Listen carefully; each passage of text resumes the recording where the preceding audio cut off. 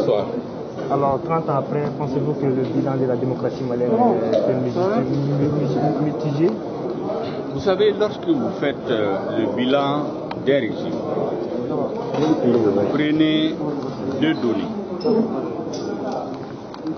La première donnée, c'est l'état de la nation au moment où ce régime arrivait au pouvoir.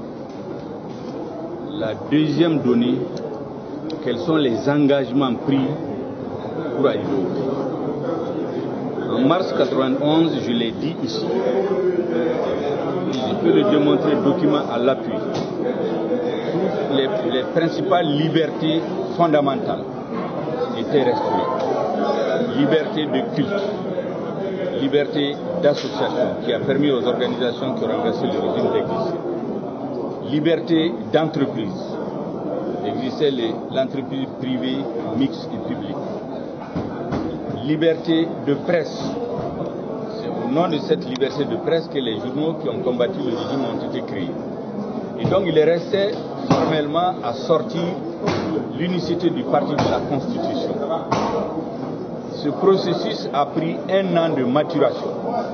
De décembre 89 à tous les conseils nationaux de GDPM, la question du multipartisme a été posée. J'ai personnellement participé au débat en mars 90. J'ai fait une tribune en août 90, au moment où personne ne pensait que le régime allait changer, pour réclamer l'ouverture politique, mais en disant que le multipartisme n'est pas une fin en soi. Le premier responsable de l'UNGM, organisation à laquelle j'appartenais, c'était Omar Kanouté, a sorti une tribune pour dire que le multipartisme doit être perçu comme une étape et non une fin en soi, que nous devons franchir dans la sérénité en tenant compte des réalités de notre pays. Tous ces écrits existent et datent de septembre-août 90. Entre-temps, bien après, les organisations qui s'opposaient au régime ont été créées, mais qui ont bénéficié de la liberté d'association qui existait. Et donc, en janvier 90, là je viens maintenant, quel est l'état de la nation en janvier 90 et au moment du changement du régime en mars 91, disons. Les principales libertés ont été restaurées. Vous entendez les gens souvent parler de retard de salaire qui avait eu lieu dans les années 90. Ces retards ont été résorbés. Il n'y avait plus de retard de salaire en mars 90. Par contre, le changement, le virage pour aller au multipartisme, j'ai personnellement déploré qu'il n'a pas pu être négocié de façon passive. Et j'ai donné les preuves. J'ai invité les uns et les autres à aller lire la presse. J'ai de mémoire certains numéros. Lisez les Échos du 25 juillet 1990. Lisez le journal Soukabe de la jeunesse, d'août et juillet 90. J'ai ces numéros-là. Lisez le journal Les Échos du 22 mars 91. Lisez le numéro de l'Essor du 28 mars 1992. Lisez La Roue du 1er mai 1992. Lisez Kori de 1993. En les lisant, vous allez reconstituer le processus de violence qui a conduit au bain de sang, qui est différent du discours qui a été servi aux Maliens. Et c'est pour cela que j'ai dit qu'il faut qu'on tourne cette page. On ne peut pas passer le temps à justifier le 26 mars par des choses qui se sont passées dans les années 68, 70. Parce qu'en 1991, il n'y avait plus de prisonniers politiques au Mali. Le changement vers l'ouverture était acquis. L'UDPM a adopté en réunion du PEC le 18 janvier 1991 un document qui acceptait le multipartisme. Il a été officiellement validé le 14 mars 1991. La quasi-totalité des sections de l'UDPM avaient opté pour ça. Donc le congrès n'était plus qu'une formalité, le 28 mars 1991. Un calendrier de transition de 9 mois avait été élaboré. Référendum en juillet, présidentielle en septembre, législative au mois de septembre et communale en novembre. C'est important que je dise ces choses parce que l'histoire du Mali, il faut que la jeunesse la connaisse. Et chaque fois qu'on veut retracer l'histoire, on dit non, non, non. Parce que ce qui a été servi aux Maliens, ce n'est pas la vérité. Il faut donc faire le bon diagnostic. Une fois qu'on fait ça, on pose la question maintenant. Le bilan. Lorsque les gens sont sortis en mars 91, en dehors du multipartisme dont je viens d'expliquer les origines, on demandait de l'emploi pour les jeunes. Est-ce que les jeunes sont employés aujourd'hui? on demandait la lutte contre la corruption, Kokadje. Est-ce que la corruption n'a pas pris l'ascenseur? Tout le monde le reconnaît. On demandait plus de justice sociale. Aujourd'hui, il n'y en a pas. Et pire, nous avons perdu notre État. On a perdu notre armée. Notre école est la dernière de la sous-région. L'État s'est déstructuré. On est en situation de guerre civile.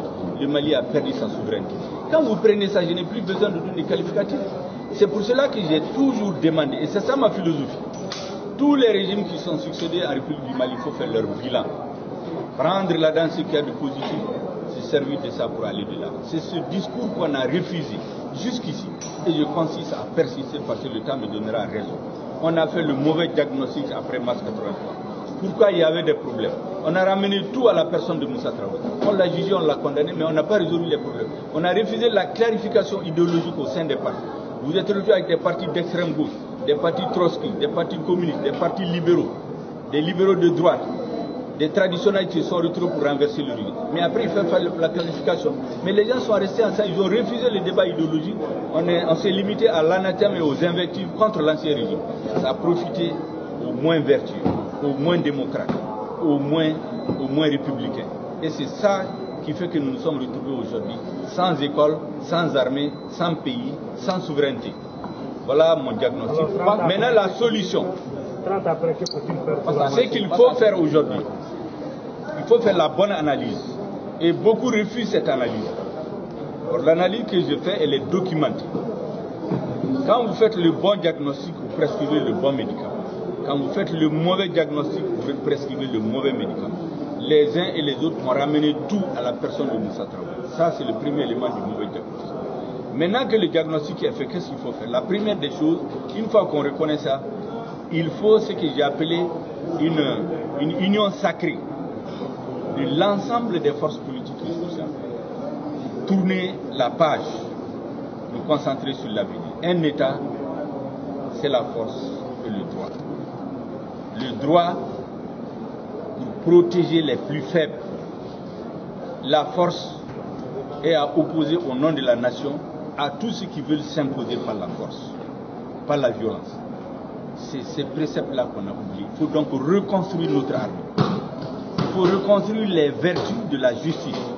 Il faut reconstruire l'école et refouler le tissu social. Cela ne peut pas sans se faire sans une sainte alliance, une union sacrée de l'ensemble des forces politiques et sociales.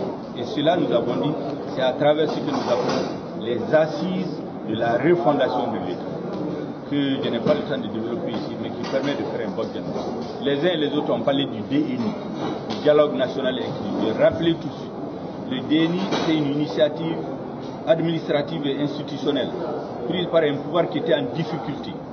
Mieux, quand on est sorti du DNI, il y a 4 résolutions. Retour de l'armée, retour de l'administration, organisation des élections, rélecture de l'accord. Mais avant, il fallait mettre un comité de suivi. Et rien de cela n'a été fait. De la clôture du DNI jusqu'à la chute du régime.